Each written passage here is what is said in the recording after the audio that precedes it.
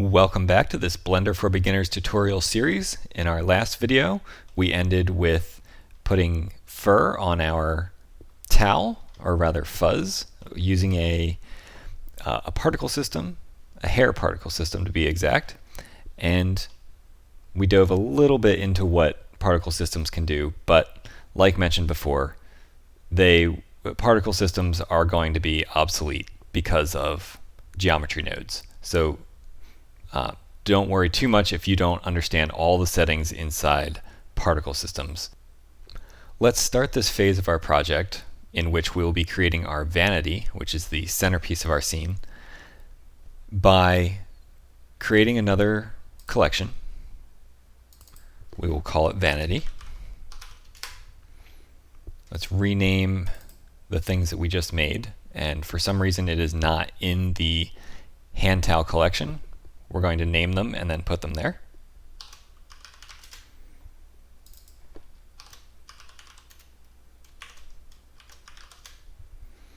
All right, put them up here, hide that collection, select vanity, go into front view and center our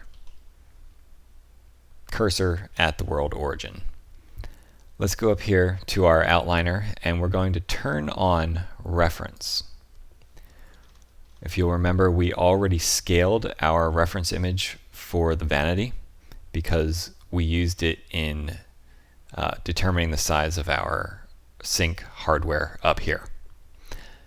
Let's select this vanity ref as I named it. You may have it called something different.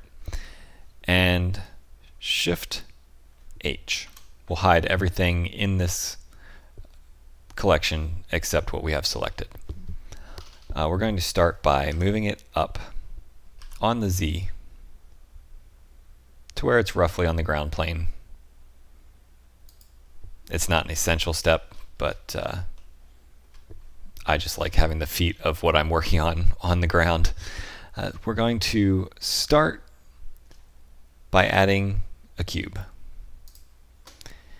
the venerable default cube, and we're going to scale it to about the right width.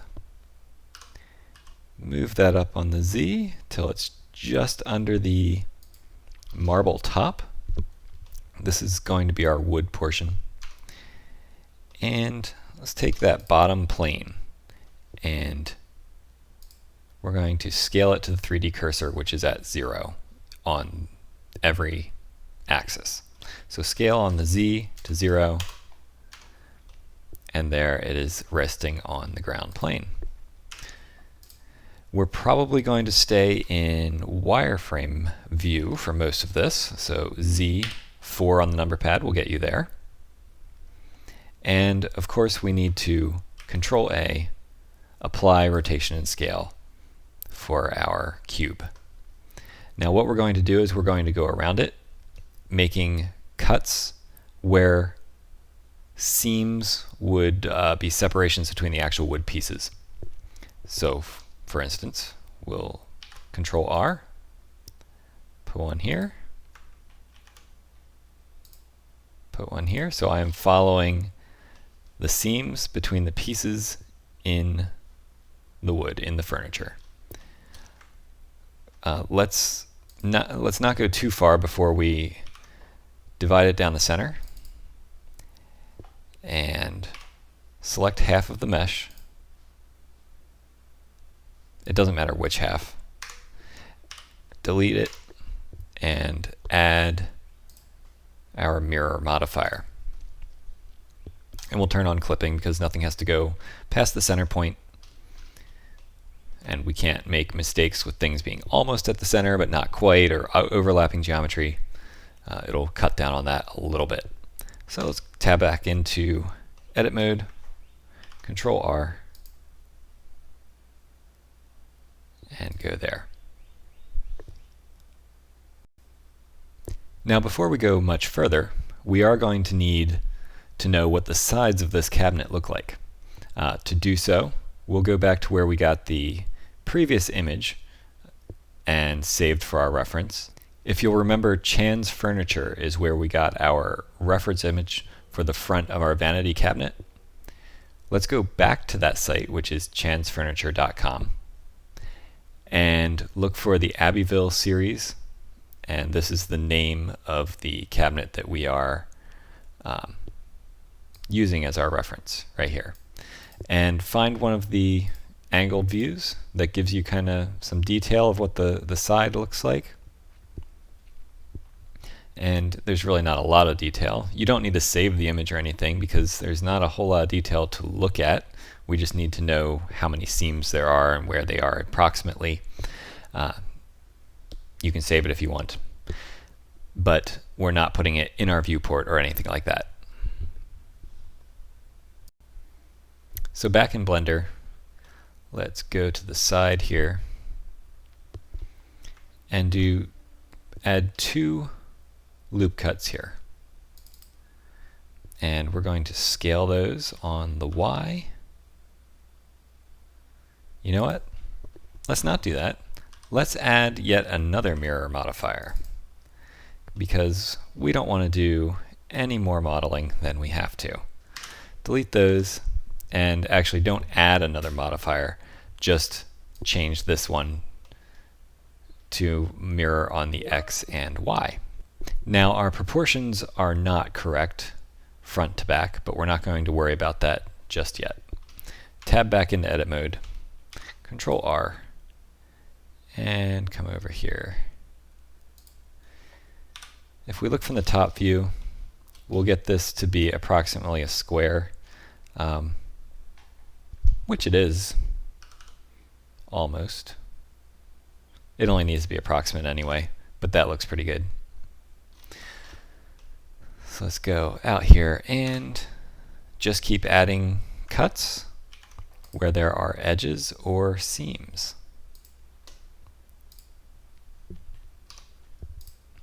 This section is going to be a void, as is this.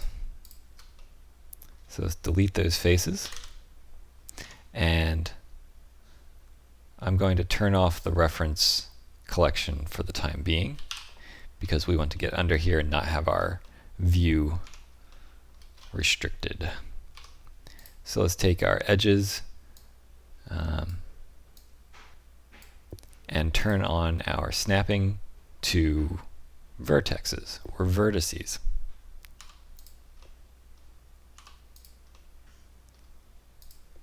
And we want to kind of fill up this gap by extruding. And now, once we've extruded, those things are not actually, Shift Tab will turn off your snapping. These things are not actually joined. See?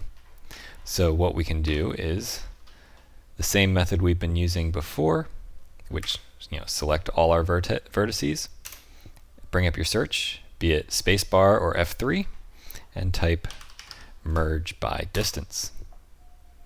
Now they are all merged. Now at this point we have the basic shape and a few of the seams.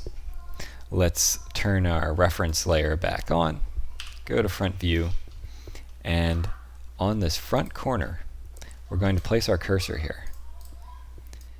And maybe we shouldn't have changed this. However, we will select the other 3 vertices on that foot, go into front view, and scale. And it will scale toward our 3D cursor.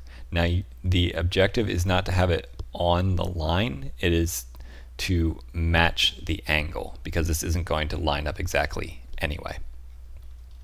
So we just want a similar angle to the foot, unless you don't want that on your vanity, in which case don't bother doing that.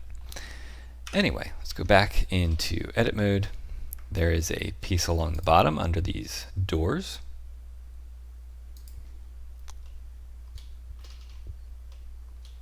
And one along the top here above the false drawer.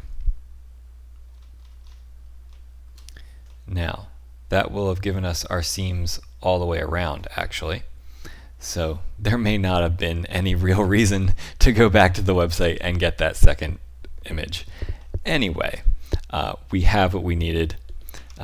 However, back on the website, we do see the dimensions here. And this is the depth from the wall, or front to back. Let's copy that. We'll go back to DuckDuckGo and type in 21.5 inches to meters in that format that you see on the screen. And this will be the depth in metric that we'll be using.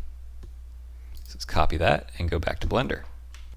Now, we don't want to just change the dimensions of this in the side panel, because that's going to change the proportions of these pieces, the feet that are sticking off the bottom. So what we're going to do is add another cube. And actually, we want that to be in the center of our world. So let's move that there. And change the Y dimensions to match what we had in our conversion. There we go. So back in wireframe mode, wireframe is probably not even necessary, but it does help us see a little better what we're doing. Tab into edit mode on our vanity and just move this front section, everything but the center line, on the y-axis to meet about there. And delete that reference cube. And there we have the dimensions that we need.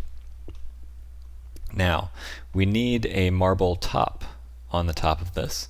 So let's do that so that we can complete the boxing out, or the blocking phase of this.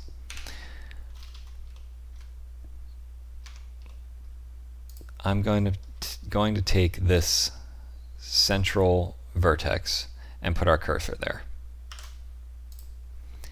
so that I can add a plane or a cube. That is up to you.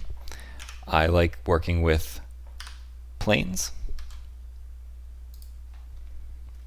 So we'll scale that in there. Go into front view. That's interesting.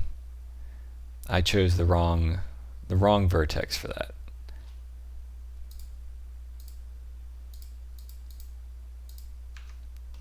Or I just didn't put the cursor where it needs to be. So let's just move this up with snapping on the Z, snap to the top, turn that off, and we're going to scale this down a little further. This edge is lined up pretty well with the reference image, so we're going to assume that this edge of the countertop is going to be correct as well. So we'll come pretty close to that. Go into edit mode, select the everything, and extrude up. There we go. And we'll go into side view and move just that front face back on the Y to where it sticks out a little bit. And this, we can use snapping again. Shift tab will turn that on and off. You don't have to click up here every time. G, Y, and snap to the back side. And we're going to copy this entire piece after we apply rotation and scale. Shift D, rotate on the X about 90 degrees, and we still have our snapping on. That looks good. This might be a little thick for a backsplash, but that's all right. we should be okay with this. What we're going to do is bring down the top on the Z. Now if we left it here to line up with the reference image, it would be way too tall. You'll notice there's a tiny bit of perspective, so we can see the top here of our vanity top. Let's bring this down on the Z, either where it looks good or down about the amount of top that you're seeing, if that makes sense. Let's go back into solid view and get rid of our reference layer. We are done with that. The rest of this is going to be ripping seams and using a few modifiers to get the shape that we need and get our seams without a whole lot of modeling to get those. Since we want to have a good idea of the geometry that we're creating, let's go up to our views up here, and this arrow to the right of them, click on Matte Cap. In Matte Cap you can choose some predefined, they're like materials almost, only they're not actually applying anything to your mesh. It just gives it a certain appearance within your viewport. This one I find generally has a good matte finish that we can still see what's going on. Let's turn on cavity so that it highlights edges and darkens cavities. So now we can see a little better our geometry against other geometry, so it's not just a flat one color shade. So let's start by eliminating geometry that the camera is not going to see, or it won't, or that won't contribute to the overall mesh, or the overall look of the mesh rather.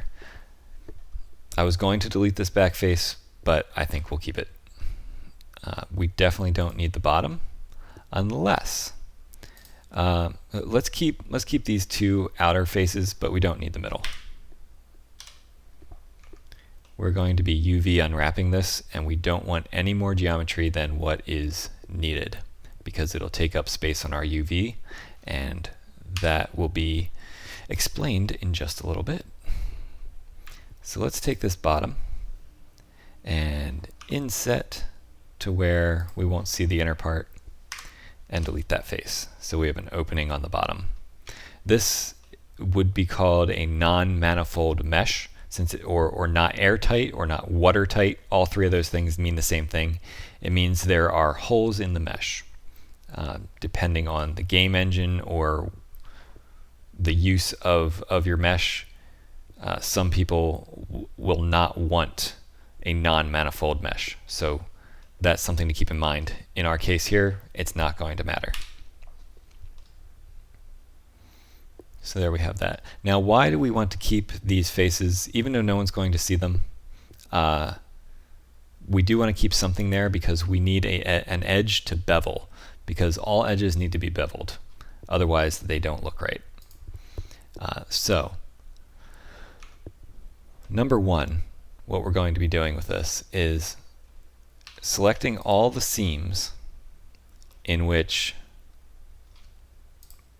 where physical pieces would meet on the actual piece that we're mimicking. So right there, if we look back at our reference image, you'll see that these leg pieces go all the way to the top. So this is a new command, rip, a seam rip. So that is V. That disconnects those pieces, those seams.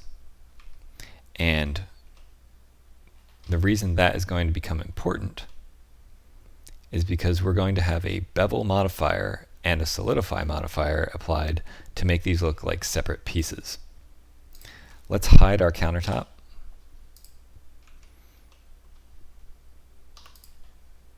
And delete. Actually, let's delete the entire top because we definitely won't even see this edge. So now, If we hit Control L on that, you'll see there's nothing else connected to this piece. Select one, Control L. That's a completely standalone piece. This is also a standalone piece, as is this. So let's select these edges.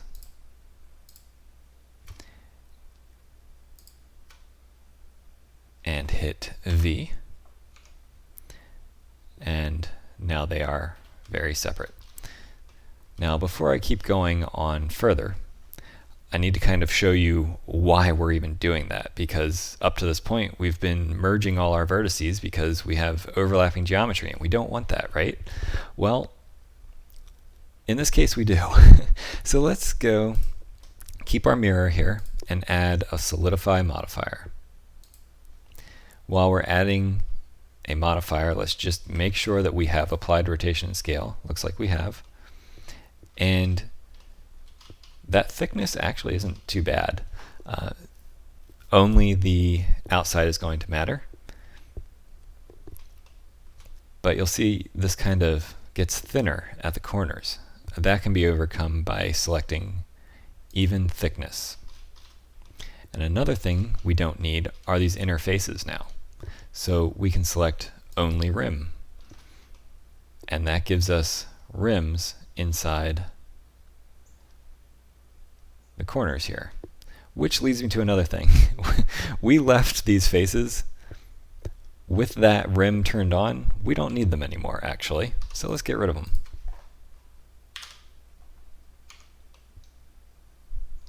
There we go. That's looking pretty good.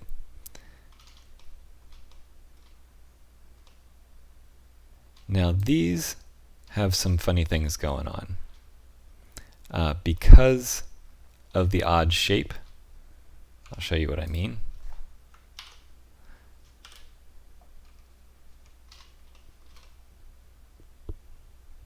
It's not a physical possibility really for it to just go around and be, continue this face around.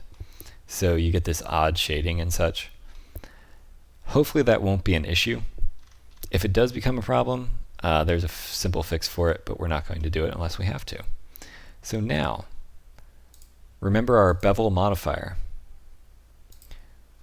We're going to tell it to have no constraints whatsoever, so it is going to bevel every edge. And you'll see it does that. Now we have these separate pieces. Let's give them two segments, and this needs to come way down to about there. Let's Alt-H will unhide everything. And you'll start to see there are, now we have separate parts within our mesh. These are called mesh islands. Things that are connected to each other but not the rest. Each one is an island. So let's continue selecting our seams and hit V to rip them. See that? So if we escape, tab out, you can see that we're creating these separate pieces. And the thickness isn't a problem. Like, we don't need to be very accurate as to how thick the piece would actually be. The only reason for this solidify modifier is to give us this rim around the edge so that we can have a bevel modifier to actually bevel a corner of some kind there.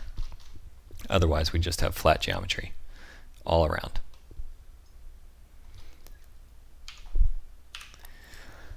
So let's turn on our, or unhide rather, our pieces here at the top. And another thing we can do, if we need to replicate the modifiers that are on the main portion onto the top portion, with the exception of the mirror modifier. So what we can do is we can select both of these, then select the part that already has, or the object that already has modifiers on it.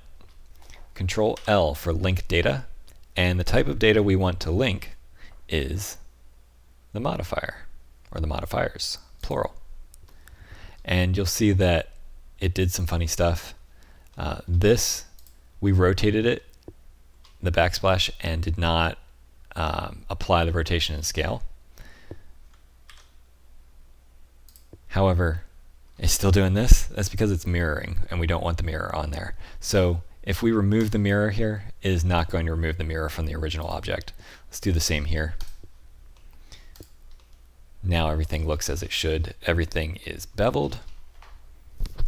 And if you modify the modifiers or adjust the modifiers in any one of these, even though we got the modifier data from this original object, it won't affect the original. It's just the object on which you adjust is where you'll see the difference. Now that we have the basic shape, seams, and edges all defined, we can start adding some of this detail that we see around, such as the false drawer. It has a kind of border around here.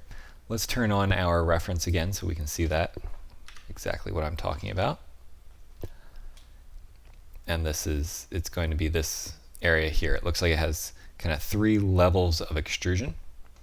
So what we'll do is take this in edit mode, take the face, and Shift D, so we have a duplicate, and hit P to make it its own object.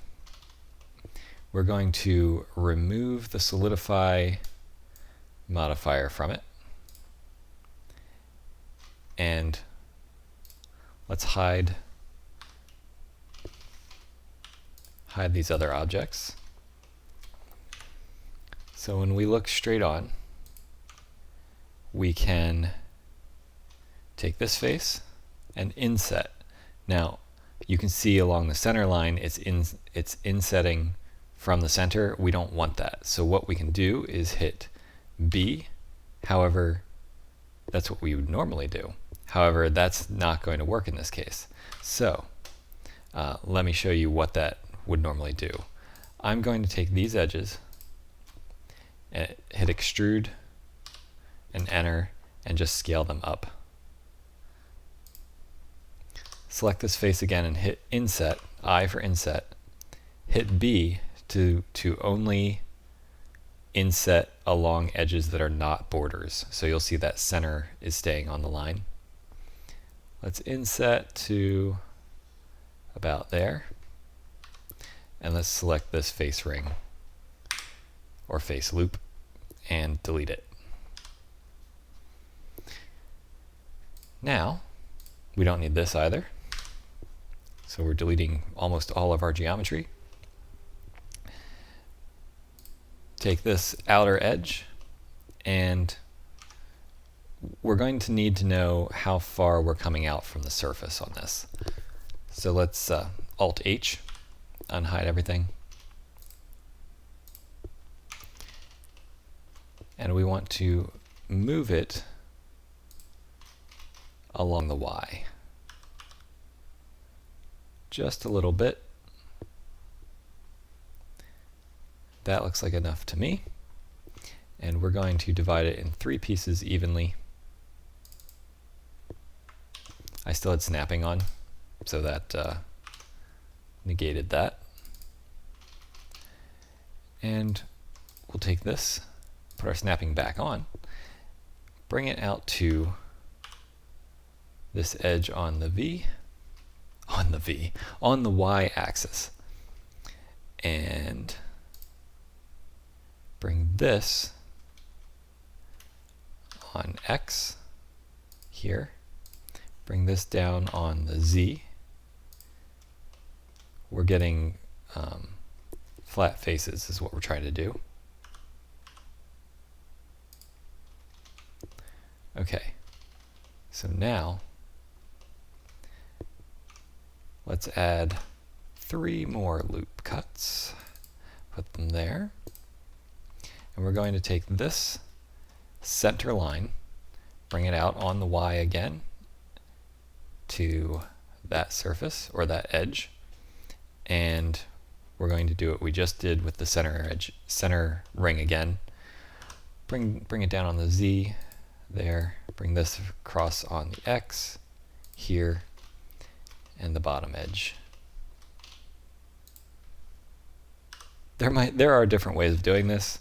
This was just kind of the way that popped into my mind. So we have these 3 portions. I think what we can do, turning off snapping, we're going to move this over on the X a little bit.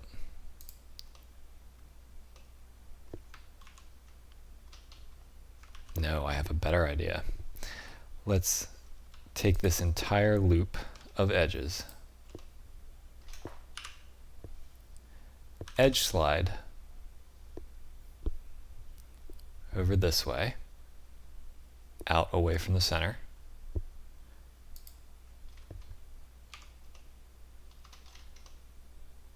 And that looks pretty good. And these are also being beveled. Alright, so let's take our outer edge and let's turn our snapping back on and snap it onto faces. And we'll extrude along the Y until it meets the back. And that looks pretty good. Now I noticed it's mirroring back here.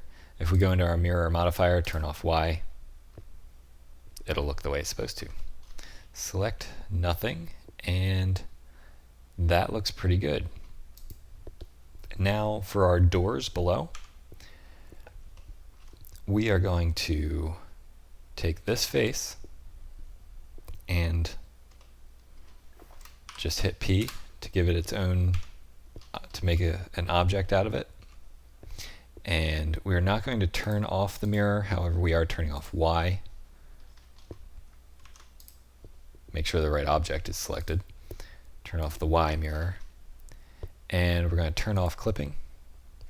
And we're going to turn off merging. When we turn off merge, that center line no longer merges. But we have two doors. I'm turning this reference on and off kind of constantly. You don't have to turn it off, but I think it kind of gets in the way of what you're looking at.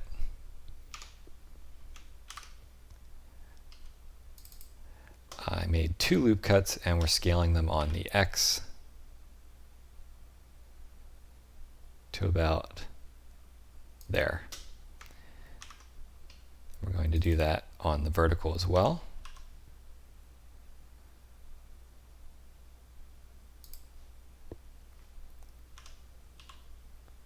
Should be, the corners should have roughly squares in them. And let's take our verticals, rip those seams, V and then enter does that. We've lost our screen keys again. All right. And these two, not the whole way across, just the center horizontals, and rip those as well. So when we go out here, we can see that we have some seams for different pieces of wood. Now, the slats down the middle, the slats of wood, are going to require a array modifier. But first, let's go back into edit mode on here, select this center face, inset. And now the last time we insetted, we had the border constraint on. Let's turn it off by hitting B again. It remembers your settings from the last time you used it. So now that we've inset and we have this little border, delete the face that we have selected. Control R to add a center cut here. And it's been a little while since we've been making these beveled edges, but or these little rounded edges, but what we did before was we moved this on the Y without snapping. Control B, using C for constrain, and give it a few cuts. Now, Control L will take everything that's selected right now, everything that's connected to what's selected. Let's hit P.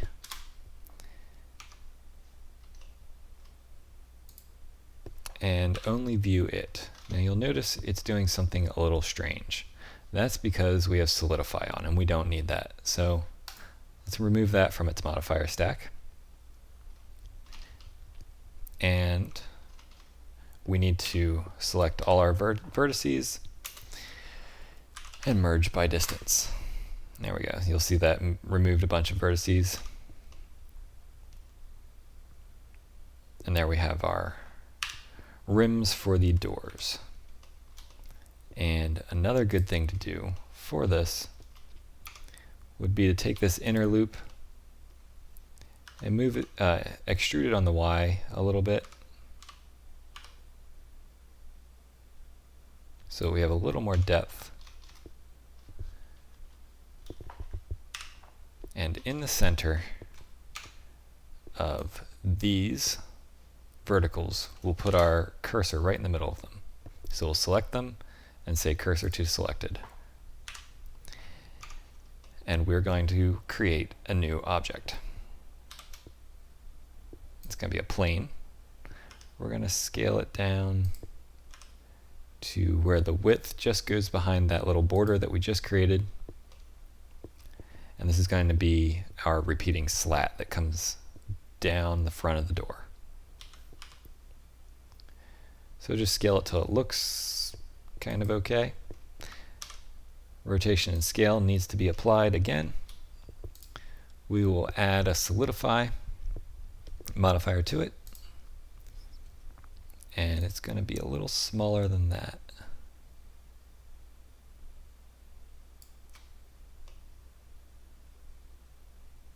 That looks pretty good. Now, it's going to rotate on the X like so. And we want to kind of make it line up.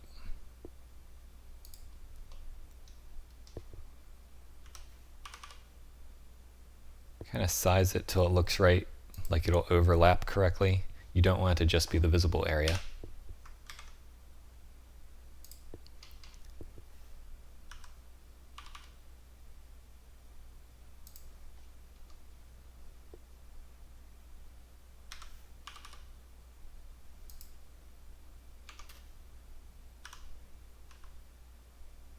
Okay, so this will overlap with the one above it. We're going to say apply rotation and scale. So I know we rotated it before. We're going to lose our local coordinates that we had. We're going to move that back just behind that edge and move it up to the top. Now it looks like I probably haven't rotated that enough. It should be a pretty extreme angle.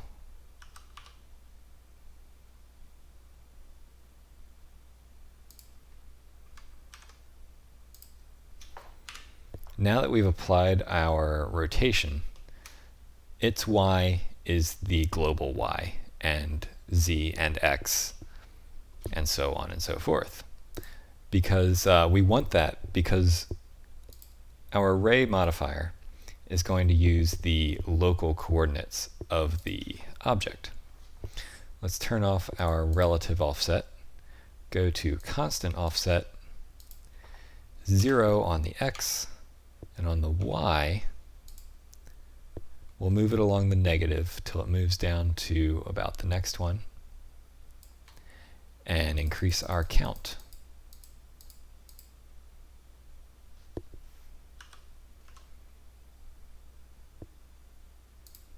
And that fits pretty well.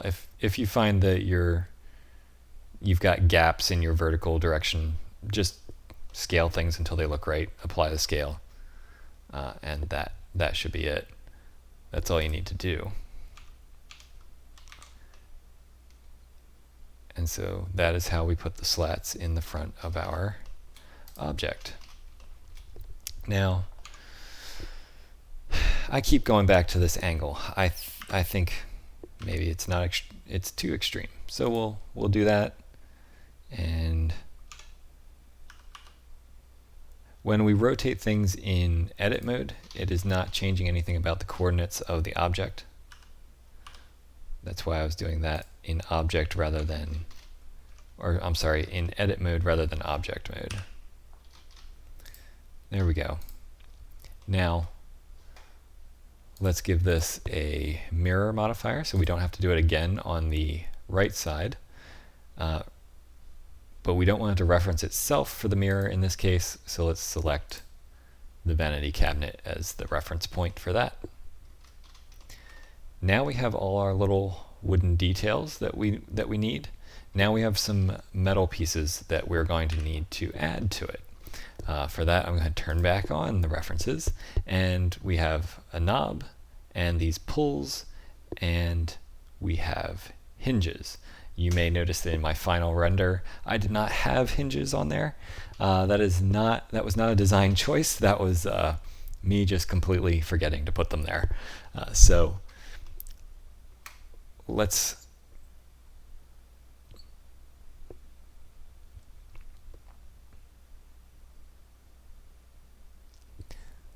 move on to the hardware stage of this. Let's shift right click to put our cursor here, and that should be on that face. We're going to add a circle that is 12 vertices around and nowhere near a meter. 0.01. That's pretty close. And we'll align it to the view. Scale it a little bit till it's about the same size. Again, we're not being exact with our image because we're not doing, this isn't a product visualization or anything like that. Control A. That was Control S. That's good too. You always want to save. And we'll apply rotation and scale. Go into edit mode. Take all of this, and we're going to make the base of it, of our knob. And so that's where the border of the base will be. Let's extrude on the Y to about where the back of the knob itself will be. And put a loop cut right in the middle. Scale that down. And Control B. We want that to be even smaller, I think.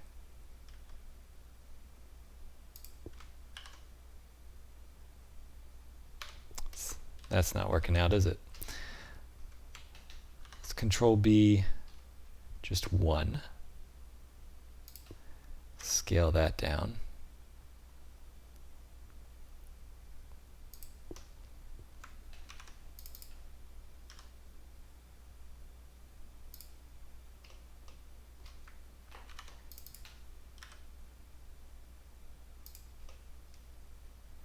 All right. We're going to do some more extrusions and scaling.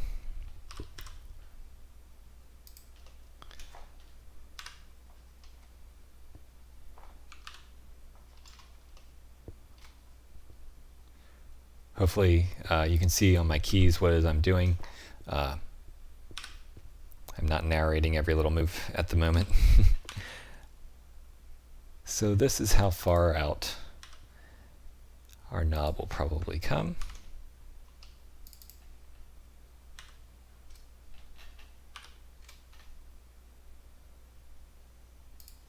That is way too far, actually. So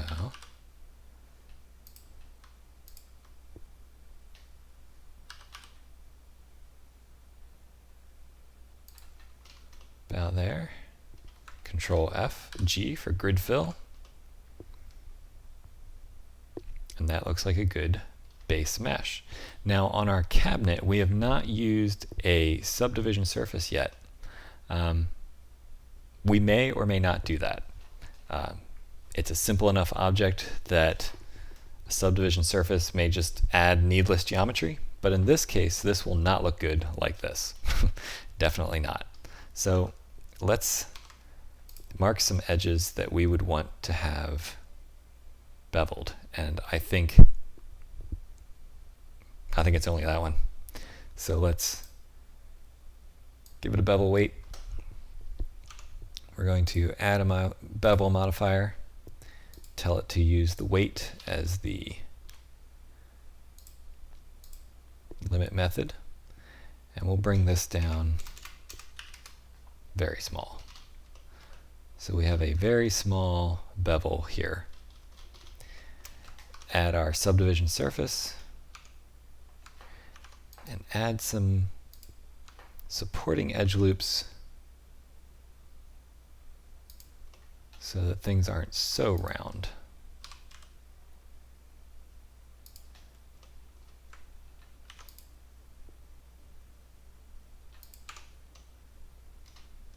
Let's go to smooth shade.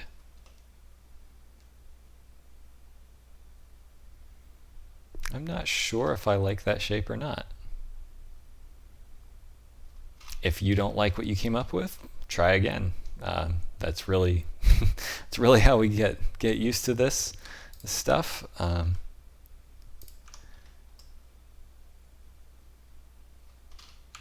This isn't going to be extremely close to the camera, so every little detail doesn't matter. Again, I keep saying that about stuff, but it's true. It's not slacking off or being lazy. It's only putting the effort in where you need to make something look good. If something's going to be close to the camera, yeah, put those details in.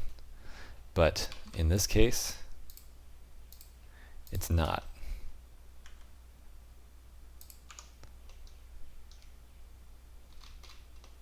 So I'm going to stop there now that I'm preaching about it. Yeah. All right. So let's add a mirror. Reference the cabinet. There we go. So we have pulls to put on the front. We're going to put our cursor right at the base of that straight edge. And let's turn our reference for our transforms to be our 3D cursor. We're going to add another circle. This time, give it 24. And we're going to have it face the view. Scale it up to where it meets the top, and then scale only on the X to where it meets the edges. In edit mode, we're going to take all of these faces, edges, delete the edges, select everything, and fill. And then we can take this outer edge. All right, let's select everything. Control Shift click. I'm going to E, scale, and scale on the X. Now this, again, is temporary geometry because we're going to inset and we're going to use the border constraint there and delete these. There we go. Now we can continue to inset these. Let's go to about here and move this out along the Y.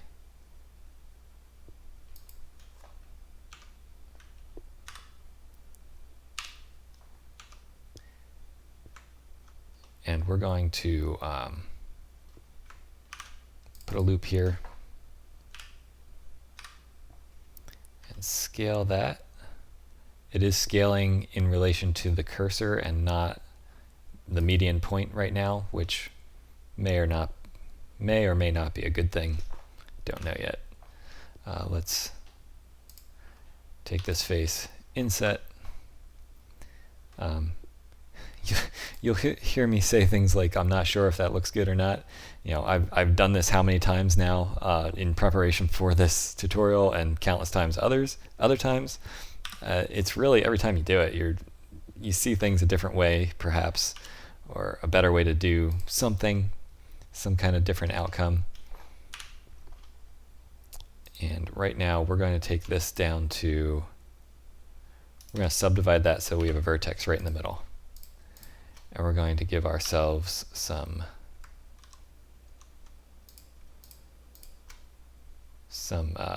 quads in the middle. So J, it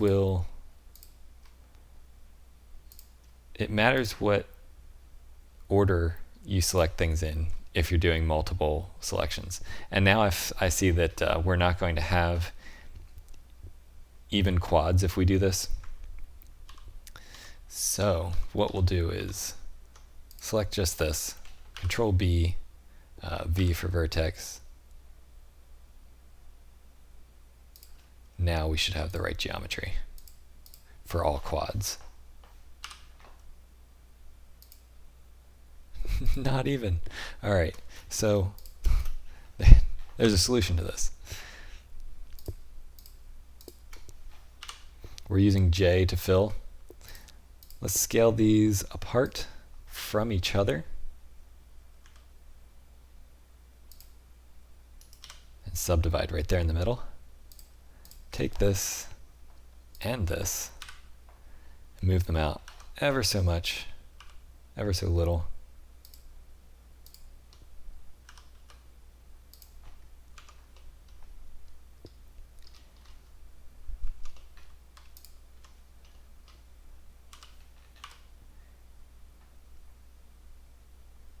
There we go. That looks like a pretty good pull. What we can do for this kind of abrupt end on the bottom is fill it in.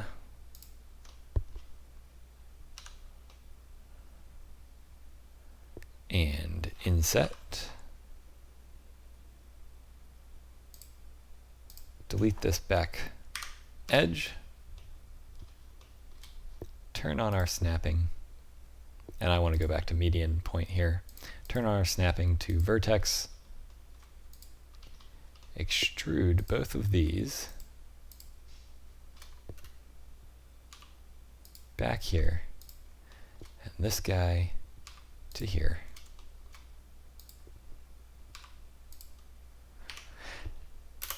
And we're going to merge by distance after selecting everything.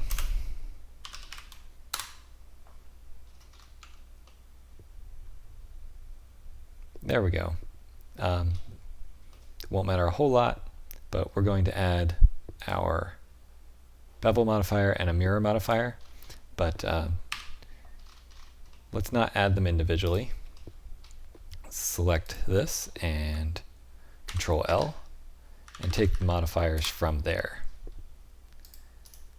Smooth. And let's mark this edge, this edge, this edge as needing a bevel. Let's actually go into local view so that it's easier to see. All these edges that need to have a sharp turn on them, and mark them as beveled. There we go. And just for good practice, again, not that it's going to be seen, but we'll take these two vertices, select this one, and hit M. That brings up our merge menu. Let's say merge at last, the last one that we have selected. And we'll go there. We'll do the same over here. You can see already where a mirror modifier saves you some effort, even in these little things. And we will edge slide. They're not following the same edge slide, so we're going to, you know what, it's not going to matter. Let's leave those there, just like that. Looks fine, because it's not going to be seen. So let's take two extreme edges of the back edge, two extreme vertices of the back edge, put our cursor in the center of it, go into object mode and set the origin there. Now, we go out of local mode, turn off that reference because it's in the way again. Move these forward on the y-axis, turn our snapping to face, and GY, and you'll see it's snapping to the face of our drawer. These are kind of lumpy looking, and that is because our geometry is really not the best here. When we put on materials and start doing some test renders, we'll see if that's actually a problem. If it is, we'll come back and fix it. But for now, that is our vanity, the centerpiece to our scene. I hope that was easy enough to follow. I know it was a little more complex than previous videos. The next video is going to cover making our window and Venetian blinds. So that's going to be using a lot of the same techniques we just did. The Venetian blinds will have a array modifier. We'll be using a bevel modifier, subdivision surface modifier to make everything look smooth. It'll just be, we'll be ripping seams, that kind of thing. All the same kind of techniques, just to make, but it's going to be making a window rather than a vanity. So with that, I will see you in the next video.